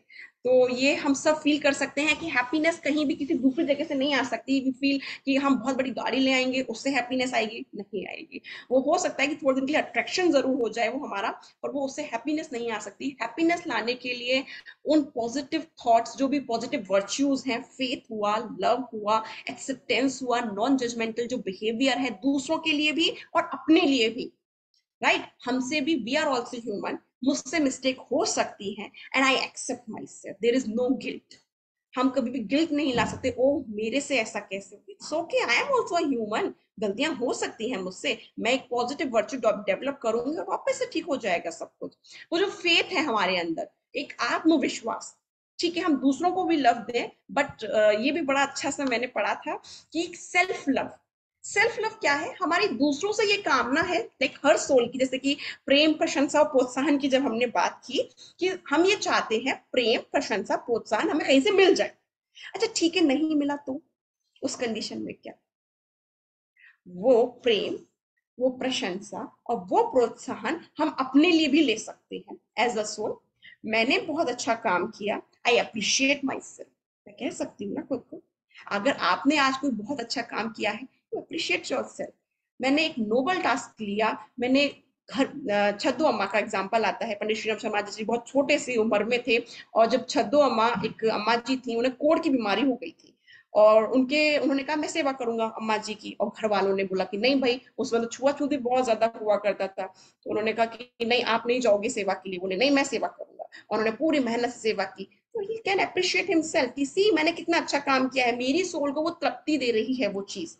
तो जब हम देना शुरू कर देते हैं दूसरों को, we become a giver like a river. बड़ा ब्यूटीफुल सा एक टर्म है, when we become a river like when we become a giver like a river, we flow like a river, and रुका हुआ पानी तालाब बन जाता है, सड़ जाता है, और जब हम बहती हुई नदी के जैसे होते हैं जहां हम बस हैप्पीनेस देते जा रहे हैं, वो इन रिटर्न हमें भी मिलती है, और वो प्रेम, प्रशंसा, प्रोत्साहन हम अपनी खुद की सोल के लिए खुद से क्रिएट कर सकते हैं, जहां we are not in need कि कोई मुझे दे दे।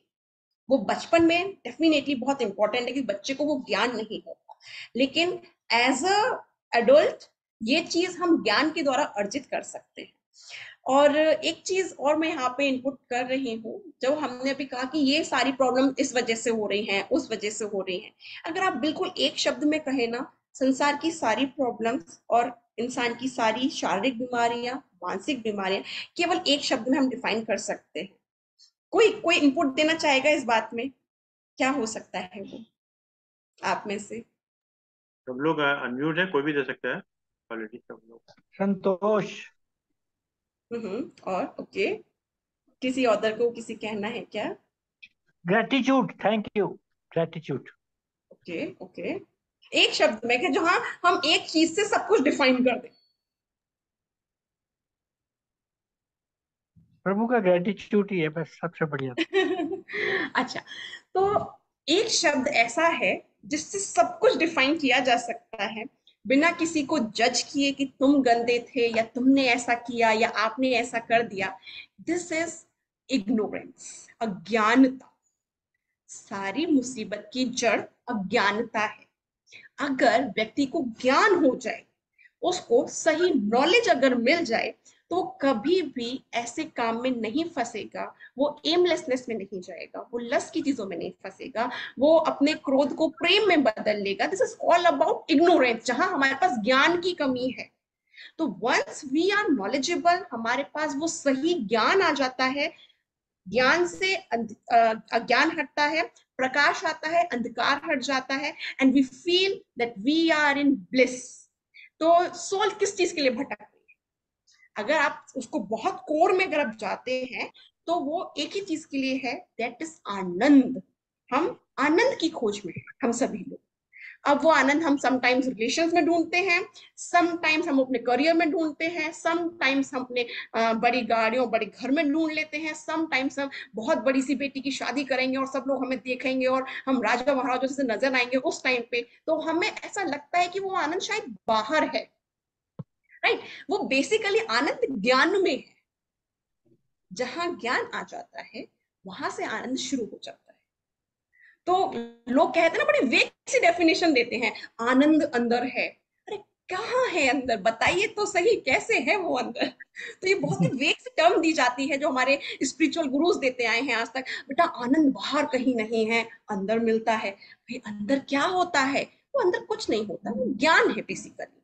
जब आपको वो ज्ञान हो जाता है, आप ब्लिसफुल की स्टेट में आने लगते हो, because now you are able to see the things as a दृष्टा भाव। राइट?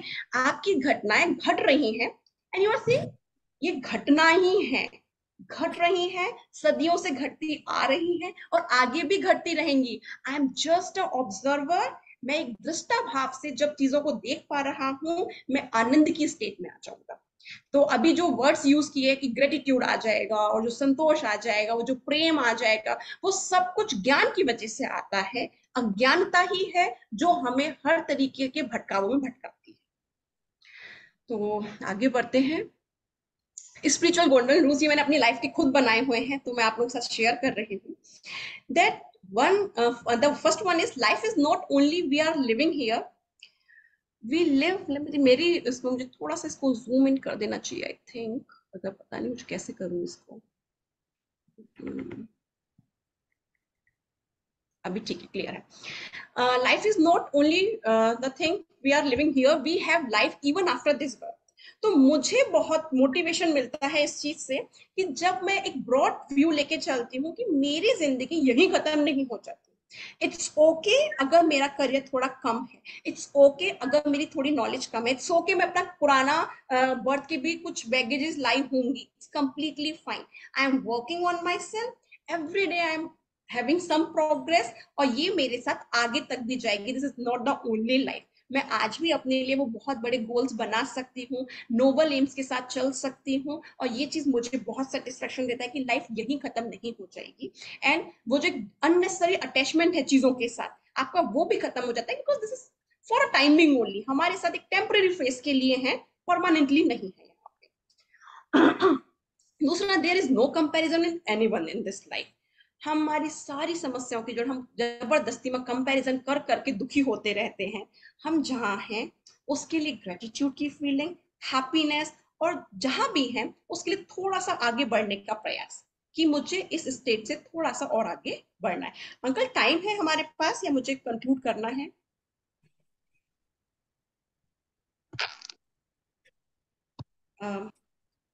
अरविंद अंकल, ठीक है, जैसे भी आते तब मैं पूछ लूंगी एक बार। We are here to learn to grow, right? तो हमारा जन्म क्यों हुआ है? सीखने के लिए, उस ज्ञान प्राप्ति के लिए ही हुआ है बेसिकली, कि हम उस शाश्वत ज्ञान को सीख सके, उसे अपना सके, प्रेम स्वयं में बने और दूसरों को बांट भी सके। Fourth, we can't live alone. तो मैंने अभी पहले भी डिस्कस किया, हम अकेले नहीं जी सकते, हमें सभी के सहयोग और सहकारिता की बहुत ज्यादा जरूरत होती है। तो इसलिए भी कंपैरिजन नहीं करना चाहिए, because these all are supportive soul, जिनकी वजह से एक अच्छा एनवायरनमेंट क्रिएट हुआ है, और उनसे मुझे भी उतना ही बेनिफिट होता है। तो सभी का सम्मान, सभी आगे बढ़े, it is actually very important. Otherwise जो नेगेटिव एनर्जीज हैं वो इतना ज्यादा बढ़ जाएंगी कि हम फिर कुछ कर नहीं पाएंगे। हम सबको एक यूनिटी की जरूरत होती है। बहुत सदियों से चला आ रहा है, पॉजिटिव एनर्जीज भी वर्क करती हैं, नेगेटिव भी अपना वर्क कर रही होती हैं। तो हमें यूनाइट होकर चलने की जरूरत है। उसके लिए हम अपने अंदर जेलसी और हेट्रेड कभी भी नहीं ला सकते। Arvind uncle, I just want to know कि मुझे कंक्लूड करना है क्या अभी, या टाइम है हमारे पास? नहीं, ठीक है, कुछ क्वेश्चन अगर किसी के होते हैं तो उसमें ले लेते हैं, देख लेते लेट हैं। मी जस्ट कंप्लीट दिस।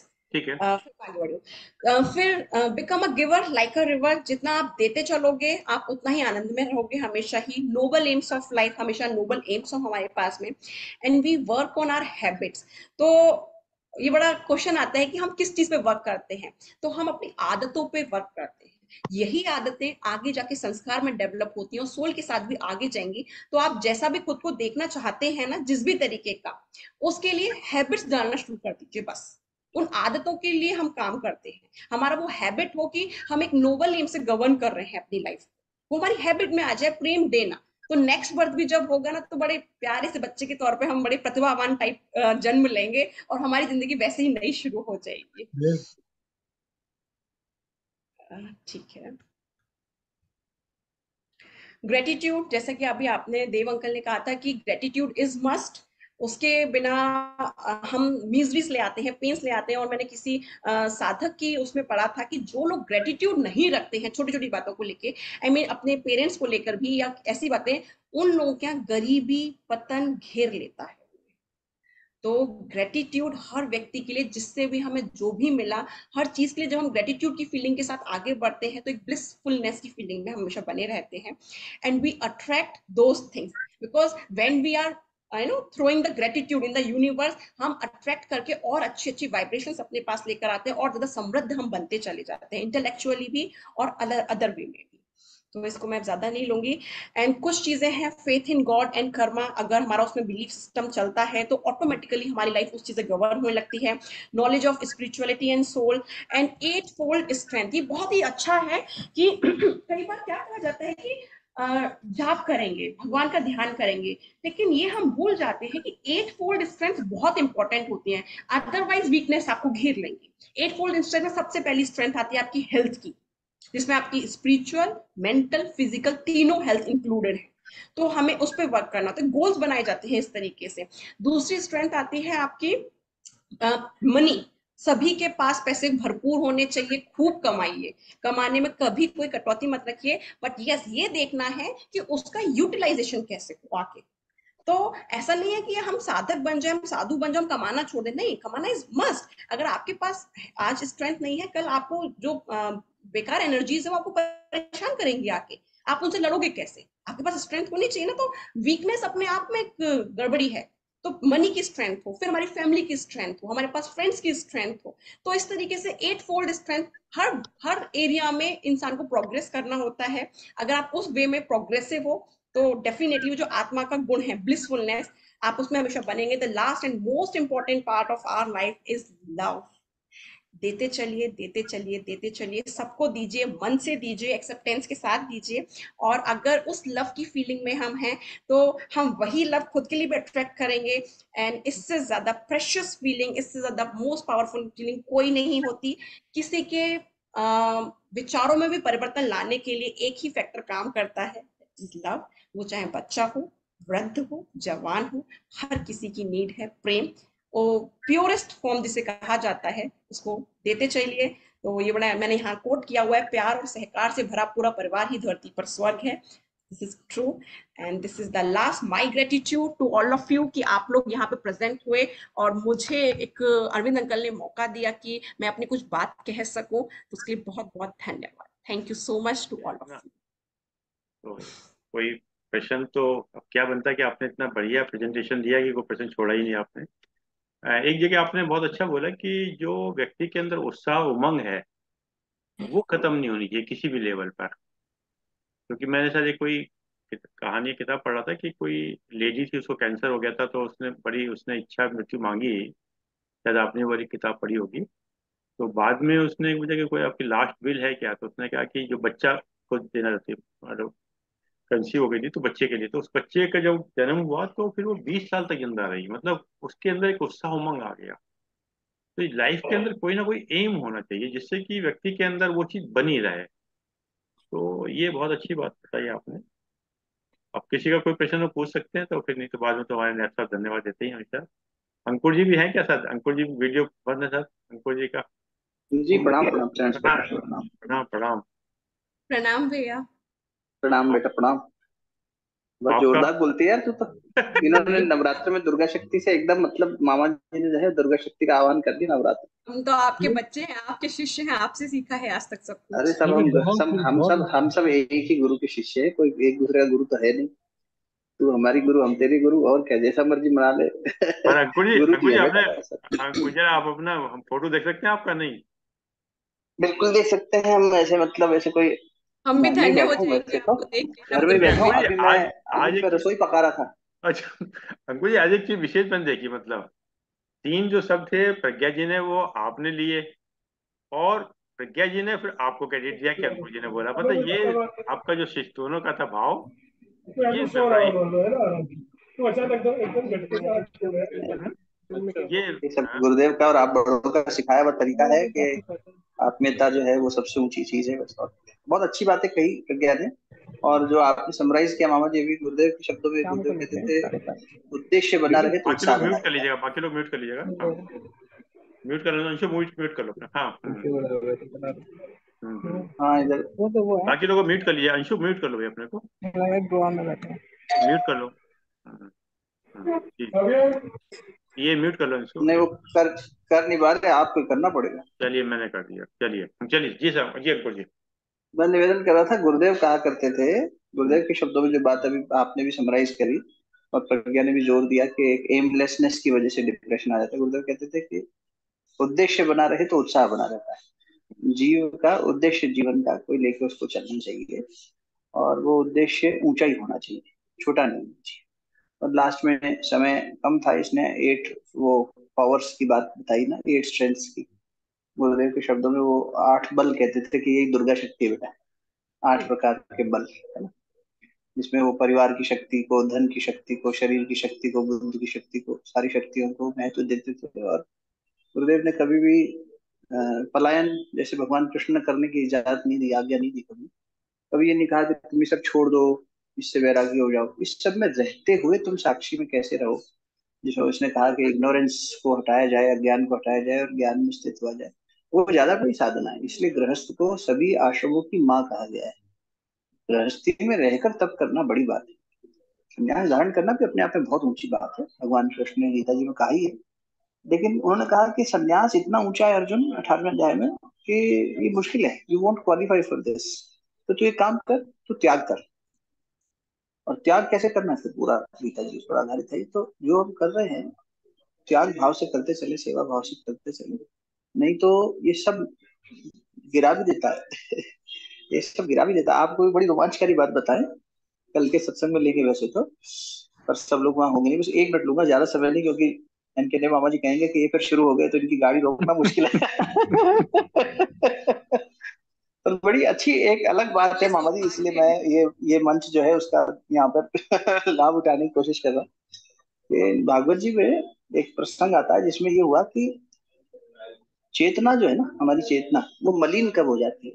ये डिप्रेशन क्या है, मलिनता ही तो है, मैल है। मन के ऊपर मैल आ गया, अपनी शक्तियां खो दी इंसान ने।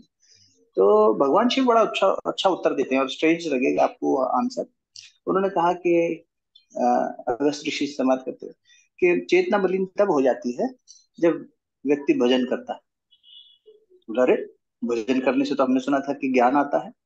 तो बोले हाँ आता है, भजन से आता है, सेवा से आता है, और स्वाध्याय से आता है, जप से आता है, बिल्कुल आता है।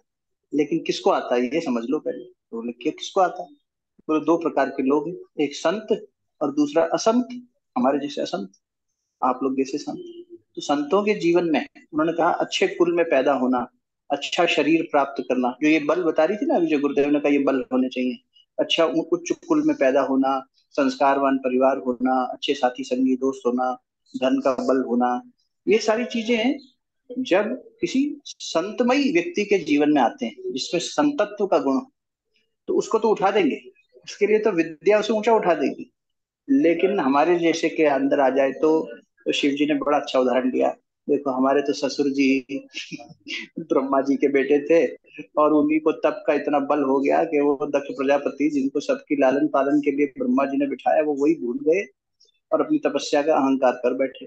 तो त्रिशूल चलाना पड़ गया, हमें वीरभद्र भेजना पड़ गया। तो उसमें भी बात आती है, तब किसको फायदा देगा, जब किसको फायदा देगा।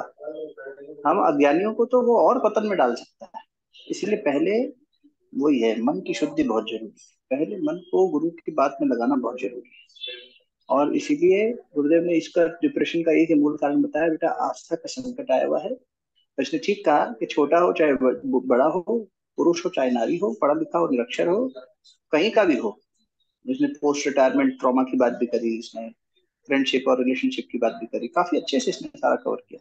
तो उसमें भगवान गुरुदेव यही कहते थे, बेटा हर व्यक्ति को आज आस्था का संकट है, आप किसी को श्रद्धा की शक्ति दे दीजिए। I am not in favour of hope, false hope भी हो जाती है। होप और फेथ में अंतर है।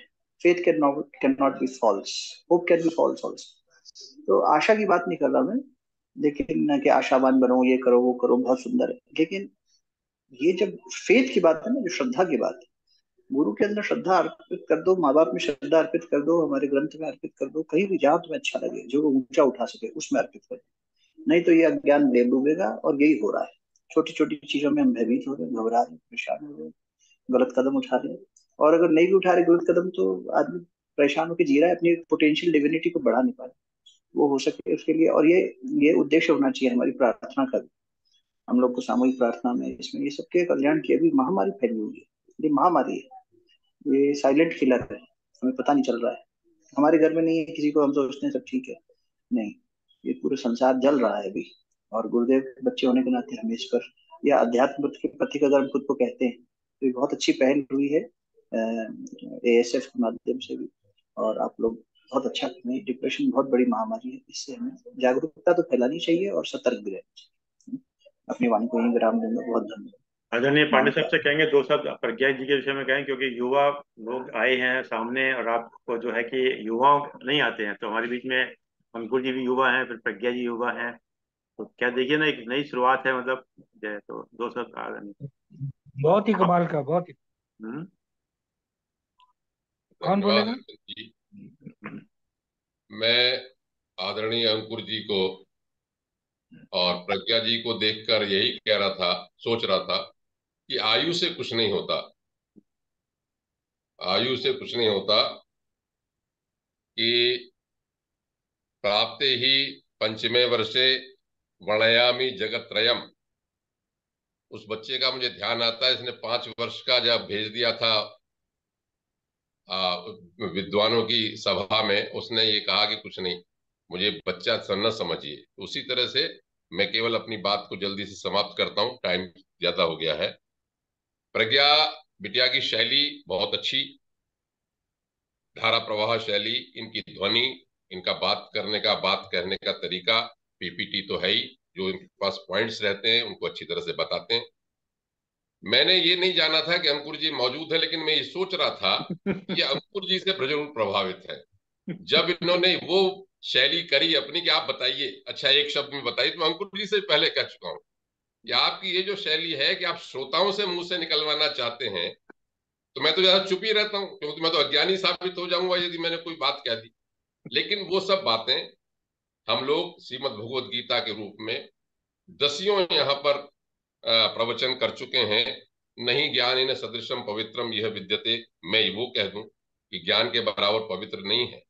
या मैं ये कह दूं कि आत्मीव ह्यात्मनो बंधु आत्मीव रिपुरात्मनः, कि हम अपने ही शत्रु हैं, अपने ही मित्र हैं, और इसलिए उद्धरेत आत्मनात्मानम नात्मानम अवसादेत, इसलिए अपना अपना ही उद्धार करे, अपने को अवसाद में मत करे।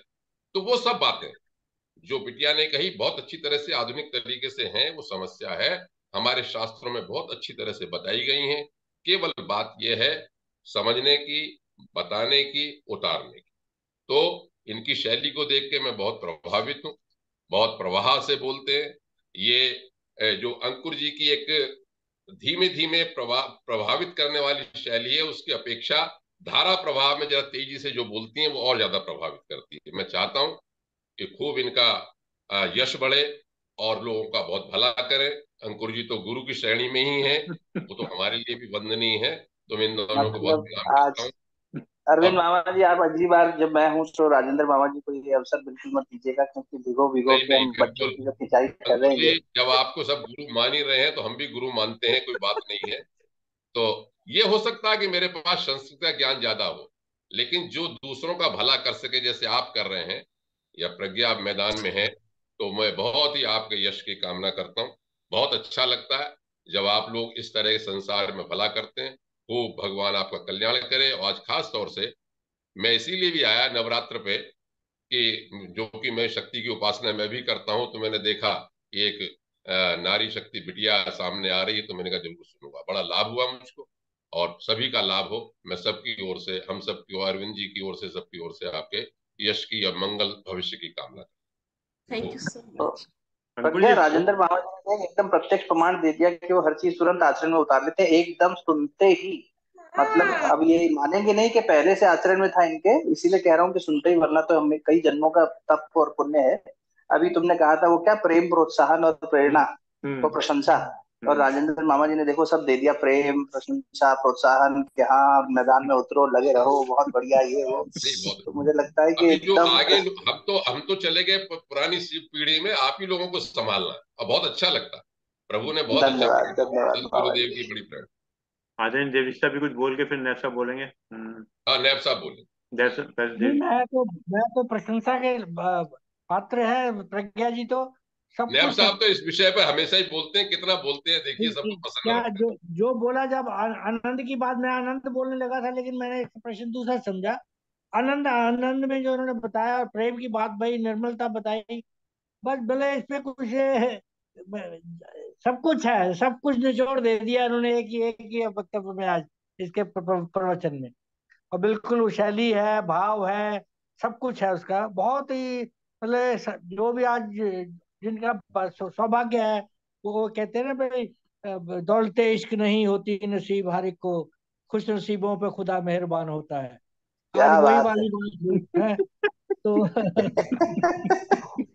इश्क की राह में हर लम्हा जवा होता है, इसके हर मोड़ पे जन्नत का गुमा होता है। अरे तो अरे हम अरे अरे, वाह वाह वाह वाह वाह। ये तो आपने बिल्कुल, दौर ही अलग कर दिया, पूरी महफिल बना दी आपने एक सत्संग की, बहुत बढ़िया। ये मेरी बहुत पुरानी गजल थी, 40 साल पहले लिखी थी मैंने, बहुत जबरदस्त था। अच्छा, हाँ हाँ। फिर मैं आपसे फोन करके, आपसे आप फोन करके सुनूंगा ये। दौलत अंकुर इश्क जी, नहीं होती नसीब हर एक को, खुश नसीबों पे खुदा मेहरबान होता है। तो ये बस, प्रवचन सुनने का जो हमारा प्यार है एक दूसरे में बांटने का, और ये बहुत ही बिल्कुल ये ऐसे दिल में आज बिल्कुल असर किया है, तो गदगद हो गए। आनंद की सीमा कहाँ कहाँ पहुंच गई ये बताना बड़ा मुश्किल है। आनंद की बात तो मैं हमेशा ही करता रहता हूँ, लेकिन आज बहुत प्रज्ञा जी ने बहुत आनंद दिया।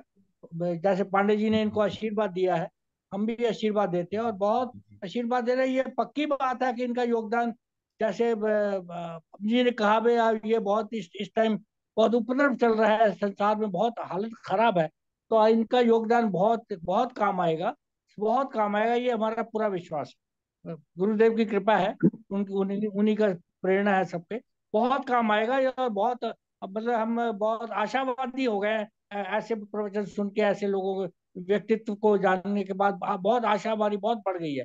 जैसे मोदी जी को देख के एक आशा बढ़ जाती है, ऐसे ही आप लोगों को देख के एक बड़ी आशा बढ़ती है, और हमारा भी सौभाग्य है। बहुत बहुत धन्यवाद, आशीर्वाद आप। नैब थैंक साहब, यू, आपके बना धन्यवाद दिया मैं। आप लोगों ने इतनी सारी ब्लेसिंग्स देकर। नैब साहब, मैं दो शब्द कहना चाहूंगा कि आदरणीय प्रज्ञा जी से, कि जब अभी दो तीन चीजें हैं जो कि आपने एक जगह बड़ा अच्छा कहा, कि अगर उस व्यक्ति को हम मेडिटेशन में लगाएं तो मेडिटेशन के लायक नहीं होता वो, क्योंकि उसके अपने विचार चलते रहते हैं। फिर आपने उसको दूसरे तरीके से कहा, तो आगे चल के जो दूसरा लेक्चर लेंगे तो उसमें सेरोटिन जो उसका होता है उसकी कमी हो जाती है, केमिकल्स की कमी हो जाती है। और वो कैसे हम उसको डेवलप करें, कैसे वातावरण में, एक बात तो बिल्कुल तय आ गई कि ऐसे व्यक्ति के साथ में हमें प्रेम हमेशा रखना चाहिए, प्यार रखना चाहिए।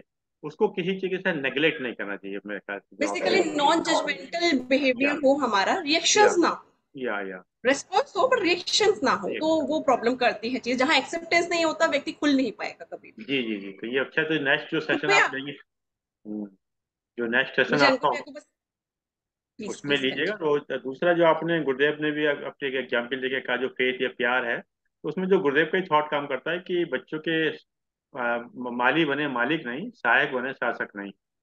तो अगर हमारे अंदर ये थॉट बना रहता है तो हम बच्चों को उसी तरीके से बिहेव करेंगे।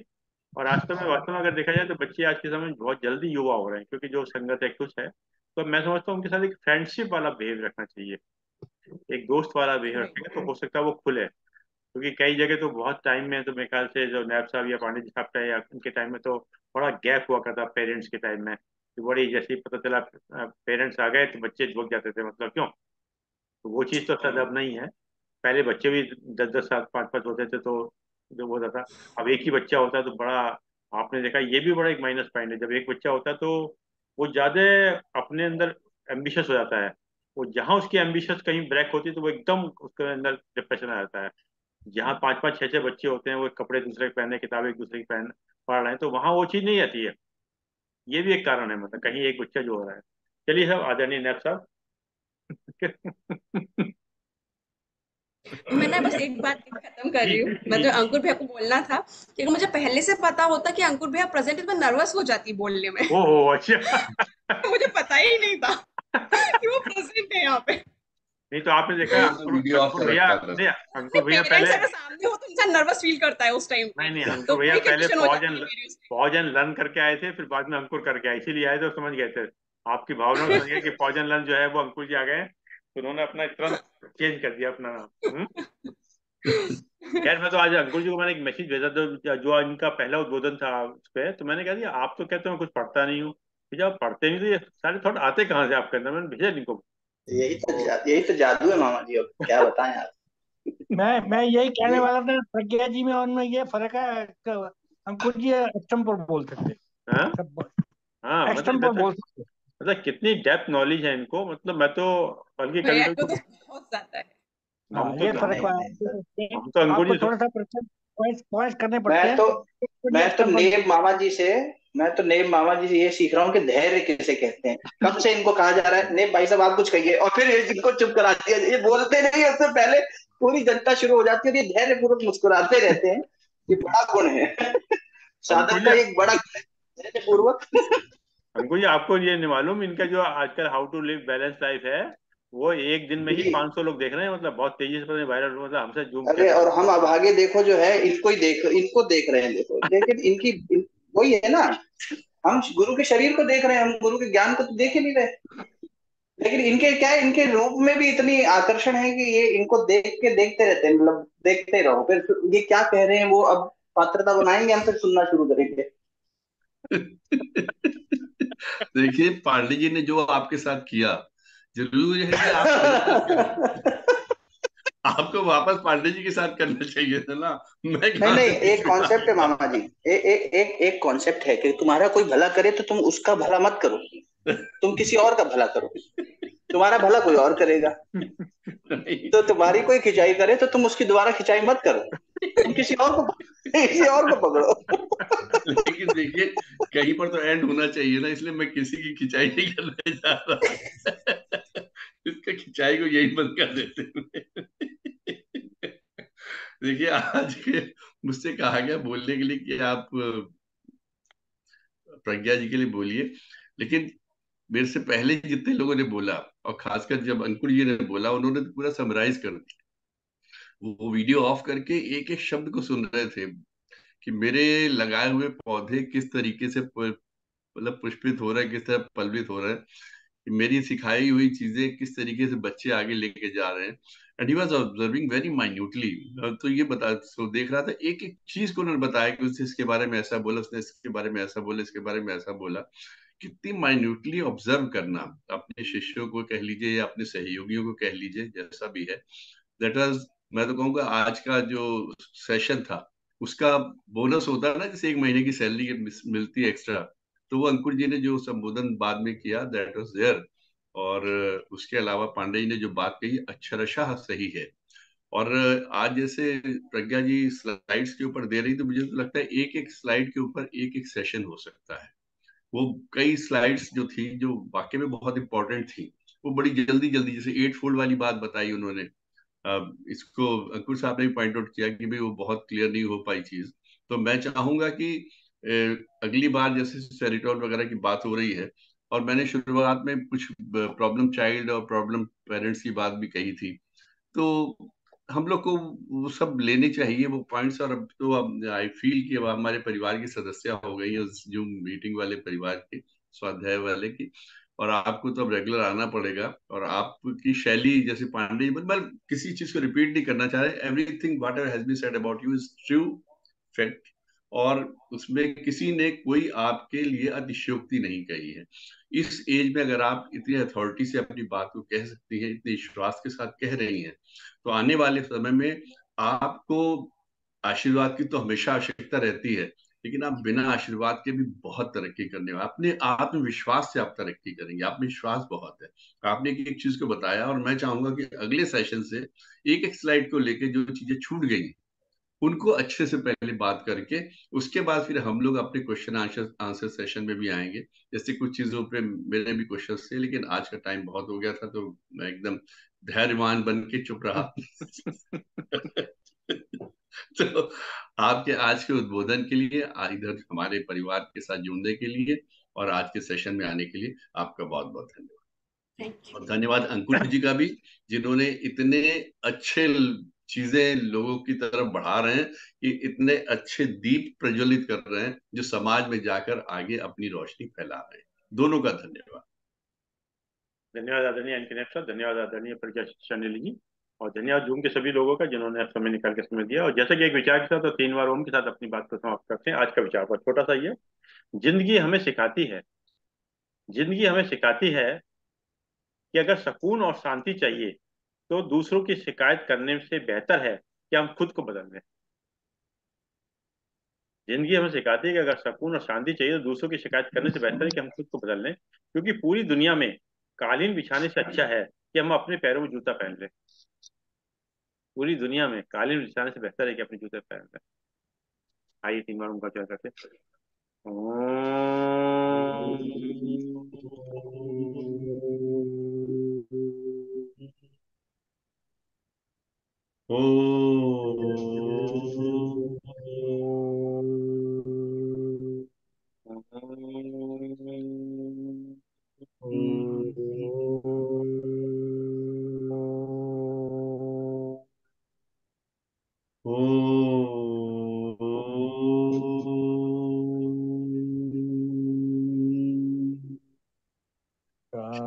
शांति शांति शांति। सबको प्रणाम। सभी प्रणाम, सभी प्रणाम।